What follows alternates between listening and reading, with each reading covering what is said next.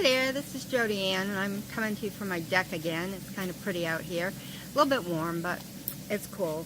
Today I want to talk to you about citrine. Citrine is an interesting stone these days because you have three basic kinds on the market. You have natural from most of the world. You have natural Congo citrine, which comes from the Congo, and it's a little bit different color and it's a different energy. And then you have heat-treated citrine, which is amethyst that's been heated to get you that orange-yellow color. The natural citrine, whether from the Congo or the rest of the world, is also heated. It's just heated by Mother Earth instead of by man. So when we say heated citrine, we just mean it's been heated by man. When we say natural citrine, we mean it's been heated by Earth. So I hope that clears up some of that. So I have three pieces here to share with you. And, you know, there's big debates about the heated versus natural, and they're both heated. One's by Earth and one's by man. So I'm not going to put a judgment on whether one is better than the other. I know what I prefer, but that doesn't make it right for everyone else. So that's my point here and always, is to give you information so you can make a good choice for yourself. So this is a piece.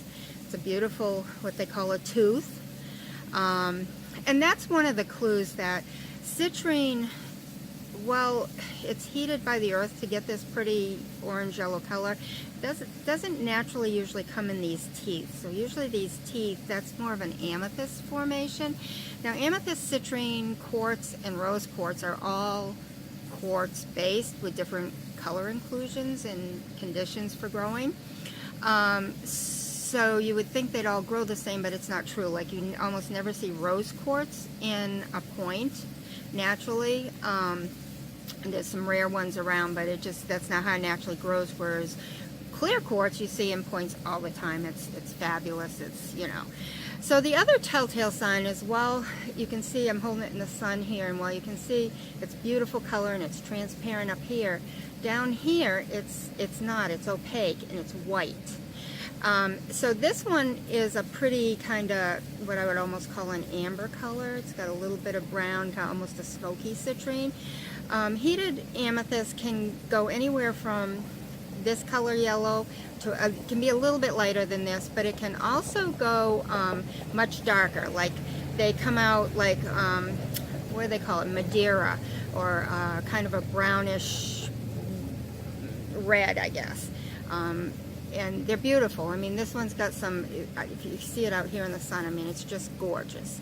And this has got some nice color way down into here on this side.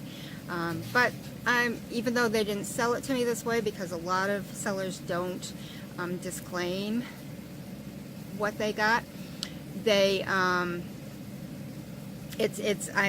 99% sure it's heat treated because of the things I just said, because of the white color, because of the shape of it, because even the color up here, it's just not what we normally get naturally out of the earth. So this is the heat treated. Now I'm going to move on to natural. Now this one is a natural point, and let me see if I can hold it so that you can see. It's a paler yellow. It's see-through all the way. This is not a natural point in terms of it's been cut and polished, I guess is what I'm saying. This isn't how, and the way I can tell that is these facets. The facets are up here. The facets are smooth. It's a generator on both ends, which is highly unusual. But there's no growth patterns. There's no striations. There's no nothing. It's smooth, polished. The body here and the facets are all nice and smooth. There's no indication of any growth lines or anything in it. It's a pretty yellow, and again, natural citrine comes from a very pale lemon yellow to what we refer to as a smoky citrine, which is a little bit of a brownish yellow. This one is almost smoky citrine, but it really still is yellow. But the difference is how clear it is. And like I say, this isn't natural in terms of the formation wasn't taken out of the earth this way, but it's natural in terms of the color, that the earth heated this one. The earth created this citrine, not man. And so I'm going to hold them both up, and I think you can see the difference in the size, the color, the okay. I will take some close-ups of these to put in the film so you can see better. So the third kind of citrine I want to talk to you about has been more recently come on the market, or more recently known. I don't know if it's more recently on the market, but it's definitely more recently known. And it's called Congo citrine. And it comes from the Congo. And it is a deeper color. It's more of a smoky citrine color. It also, the classic way, the way you want it, comes in what's called libraries, like library, but library. And it's also known as, that formation is also known as an abundance. It's where one main point is surrounded by a bunch of little points. But it's this gorgeous deep smoky color. And this is from my personal collection. And this is that classic library. See, it's got this big main point here, and it's got all these little ones here around it on this side. Can you see them all? It's fabulous. And you can see the color is just this, actually I need the light behind me. I've got it.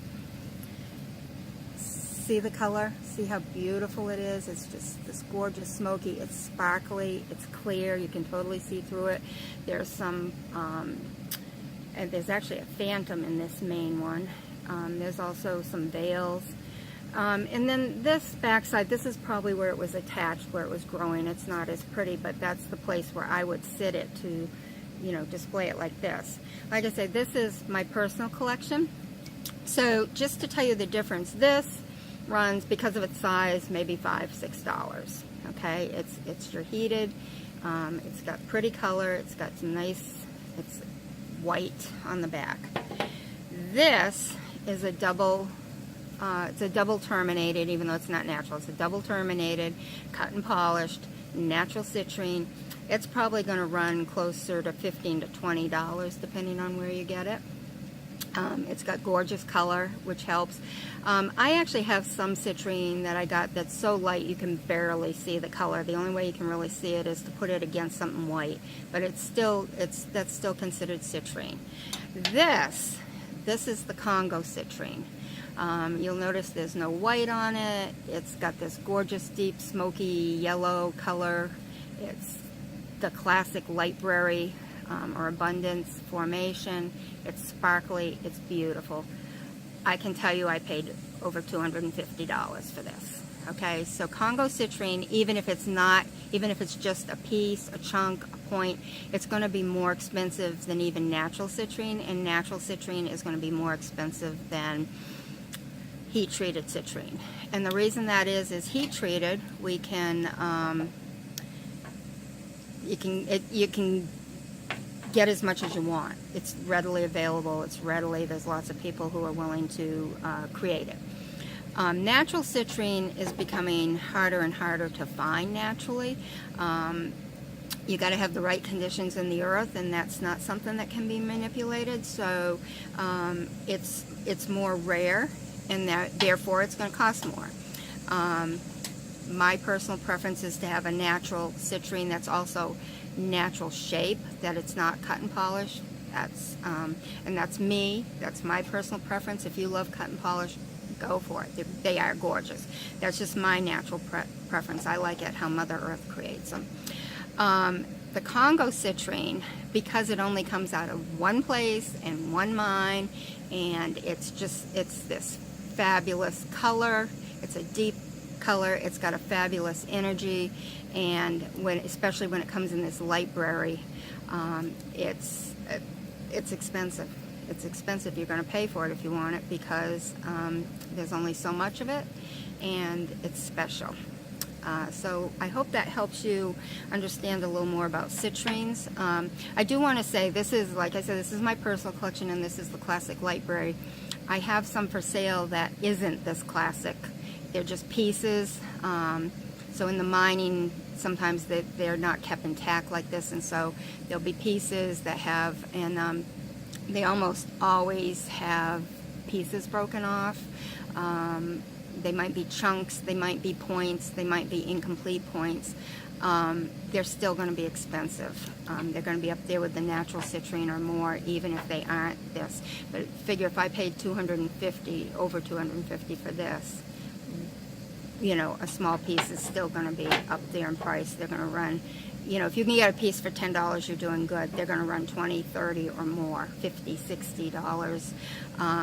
I had a library one, not as gorgeous as this, not as big as this, didn't have all the perfect formations, and I sold it easily for $80.